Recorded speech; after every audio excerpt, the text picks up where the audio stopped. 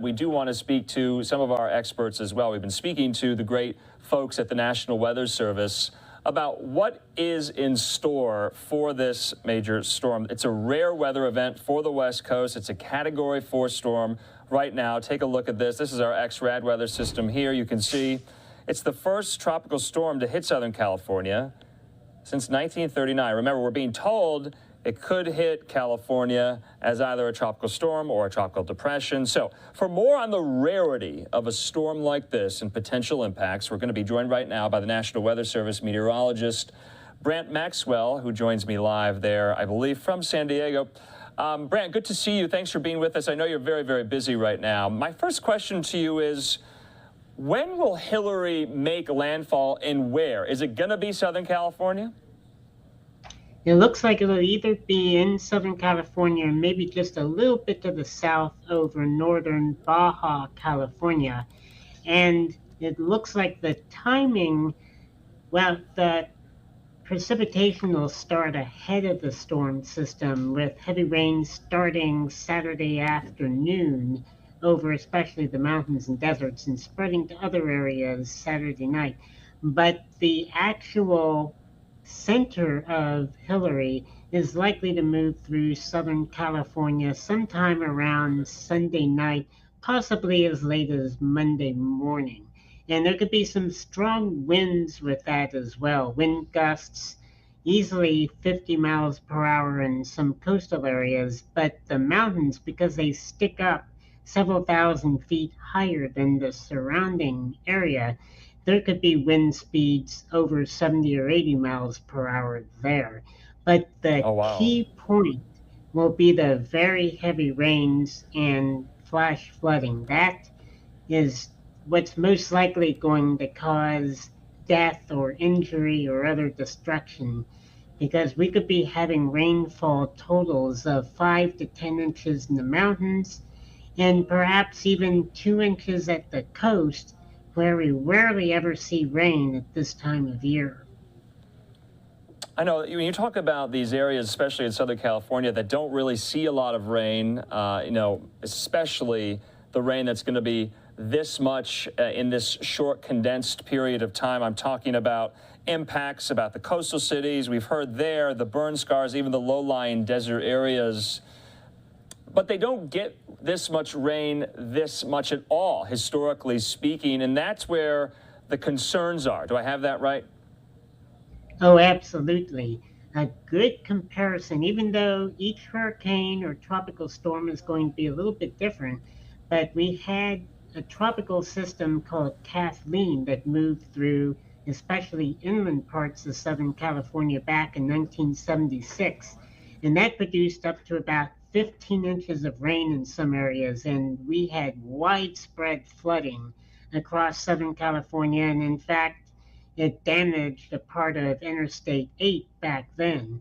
So we need to be thinking about potential impacts that could be really big across Southern California from this storm, because again, 10 inches of rainfall in the mountains with, some chance of even more than that, that will produce flash flooding, and the burn scars, of course, there could be a lot of debris flows there as well. So we're talking about the rarity of a storm like this. I don't think Southern California has ever been, or maybe it has, you can correct me if I'm wrong, or maybe in a long time, ever been under a tropical storm or tropical depression warning. So it is somewhat unprecedented there, but because it is so rare, people might not know what to do in a storm like this. What would you tell them? How do they prepare? We've been hearing from officials all day. Right. The thing to prepare for most is the flash flooding. If you're in a canyon, if you're in or near a debris flow or a burn scar area that could have debris flows, or if you're just in a low-lying area, be prepared for a lot of water, because with rainfall rates that could easily be over an inch per hour, and again, total rainfall amounts of 2 inches at the coast and 5 to 10 inches in some of the mountains and possibly even the deserts, there could be a lot of water, and floodwaters do kill people, so that's something that could threaten people's lives. The winds are an issue too. Make sure that if you have loose objects to secure those, and also be prepared for potential power outages as well, because strong winds sometimes will do that. So that's something everybody needs to be concerned about as well. Yeah, I guess got to ask, Brandt, as a meteorologist, especially there based in San Diego, did you ever think in your career you'd be covering a hurricane like Hilary coming up the west coast of the United States? This is probably something to study, is it not, for you and your colleagues? Oh yeah, we definitely study past events.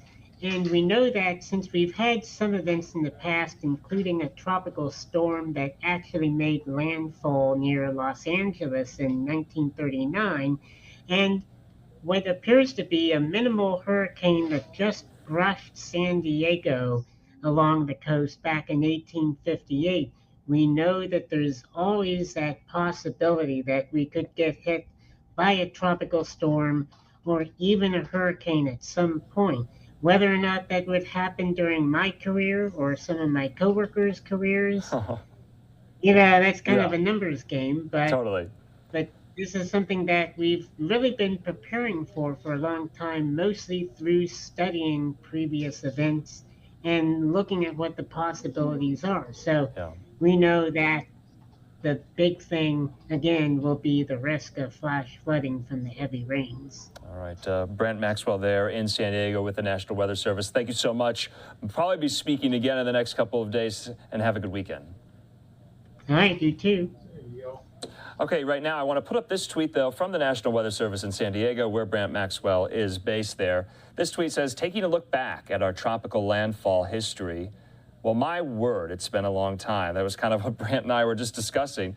The tweet goes on to say, we've seen close encounters from previous systems, but the last time a tropical system made landfall in SoCal was back in 1939. A hurricane 165 years ago, 1858. So this is historic there, and you can see a photo from the Long Beach tropical storm back in 1939. So we're still going to track this as well. We're staying in Southern California for our latest update on this that we couldn't bring to you live. It's been a very, very busy Friday, but Los Angeles city officials, led by Mayor Karen Bass, talking about the preparations being made in the city there for Hurricane Hilary. Hours. This means possible isolated rain and thunderstorms could begin as soon as tomorrow afternoon with potential lightning strikes. Winds will increase on Sunday evening with a flood watch in effect 4 p.m. Sunday through 11 p.m. on Monday. Our region is expected to receive anywhere from 2 to 4 inches of rain totaling across LA County, with up to 7 inches possible in the San Gabriel Mountains and the foothills. There is a high probability that most of LA County will experience northeast Santa Ana type winds of 30 to 50 miles per hour in the coastal areas and 30 to 60 miles per hour winds in the mountain areas. There could be major roadway flooding, which could be a concern for our entire metro area, with a chance of elevated surf and some coastal flooding. As Mayor Bass said, we at Los Angeles Emergency Management Department are encouraging all Angelenos to take those most appropriate steps now to prepare you and your family for this event. Please do monitor all of the social media and websites that we will have available, and any life-threatening emergency should be reported through 911. Again, for damages, fallen trees, significant other concerns, please call 311 or visit lacity.gov/myla311. The Emergency Management Department will also be monitoring this event beginning tomorrow until the emergency subsides. Our Emergency Operations Center will be activated. We will provide information to you.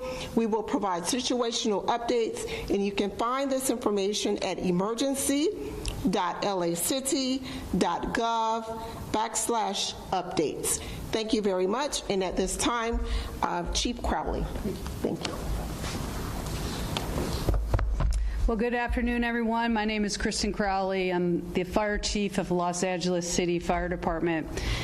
And first and foremost, I want to ensure the public that you know that your LAFD is prepared and leaning forward to ensure that we keep you safe. We have over 3,500 firefighters that are standing ready. Additionally, the LAFD has specially trained urban search and rescue members of our California Task Force 1, and that is one of 28 FEMA urban search and rescue task forces nationwide, and it's here in the city. They have actually had the experience of already responding to notable hurricanes such as Katrina, Harvey, and Irma. The LAFD also has a specialized 50-member person team that is loaded and ready to go and deploy within the city. They also have the ability to support our mutual aid and partners throughout the area. LAFD's disaster response section has a cache of supplies ready to be deployed if necessary, and also to support both emergency operations and victims due to severe weather. We have activated our department's Emergency Operations Center and will be taking the lead in staffing our city's Emergency Operations Center as well. Now, you can join our team by making sure that you are prepared.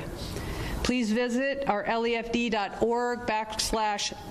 for information such as personal preparedness before storm season, household preparedness during a storm season, what to do when a major storm is approaching, and how to be safe during a major storm or flood, and also what to do if you witness storm damage.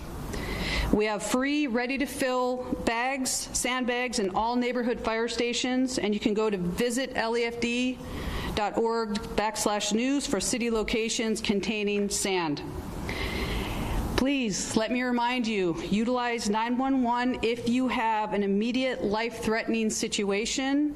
That could be a major injury, fire, or any type of other major issue, and utilize 311 for non-emergency. My last point is we know that this is coming. This is one particular situation in the city and the state and the region where we know it's coming versus a wildfire or an earthquake. So please be prepared. Let me assure you that your city is ready to respond in your time of need. Thank you.